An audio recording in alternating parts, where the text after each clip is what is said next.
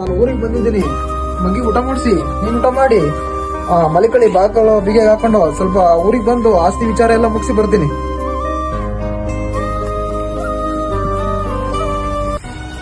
ಅಪ್ಪ ಅಪ್ಪ,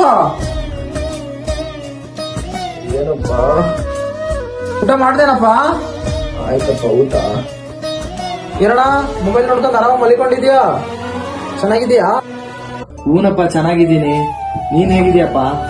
ಏನ್ ಹಿಂಗ್ ಬಂದ್ಬಿಟ್ಟಲ್ಲ? ಏನಿಲ್ಲಣ್ಣ, ಹಾಗೆ ಬಂದೆ. ಅಪ್ಪಂಗ್ ಹುಷಾರಿತ್ತಿಲ್ವಲ್ಲ, ನೋಡ್ಕೊಂಡು ಹೋಗೋಣ ಅಂತ ಬಂದೆ. ಹಾಗೆ ಸ್ವಲ್ಪ ಆಸ್ತಿ ಎಲ್ಲ ಭಾಗ ಮಾಡಿಸ್ಕೊಂಡು ಹೋಗೋಣ ಅಂತ ಬಂದೆ ಕಣ.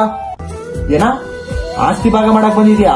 ಅಪ್ಪಂಗ್ ಹುಷಾರಿಲ್ಲ, 5 ಲಕ್ಷ ರೂಪಾಯಿ ಆಸ್ಪತ್ರೆಗೆ ಸುರಿದಿದ್ದೀನಿ. ನಿಂಗೇನ್ಲ ಗೊತ್ತು? ನೀನ್ 5 ಲಕ್ಷ ಖರ್ಚು ಮಾಡು, 10 ಲಕ್ಷ ಖರ್ಚು ಮಾಡು, ನಮಗ್ ಬೇಕಾಗಿಲ್ಲ ಅವು. ನಮ್ಮ ಆಸ್ತಿ ನಮಗೆ ಭಾಗ ಕೊಡೋಣ, ಹೋಗ್ತೀವಿ. ನನ್ನೇನ್ ಕೇಳ್ತಿಲ್ಲ? ಅಪ್ಪನ್ ಕೇಳ.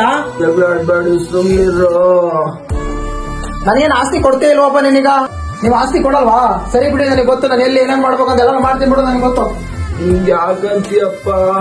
ಬಾರಪ್ಪ, ನೀನಾದ್ರೂ ಹೇಳೋ ಮಗನೇ ಅವನ್ಗೆ. ಏನಾದ್ರೂ ಮಾಡ್ಕೊಳ್ಳಿ ಬಿಡು, ನನ್ಗೆ ಕೇಳ್ತೀಯ? ಮನೆ ಕಷ್ಟನೇ ಅರ್ಥ ಮಾಡ್ಕೊಳ್ಳಿಲ್ಲ ಅಂದ್ರೆ ಇಂಥ ಮಗ ಇದ್ರು ಒಂದೇ ಸತ್ರು ಒಂದೇ.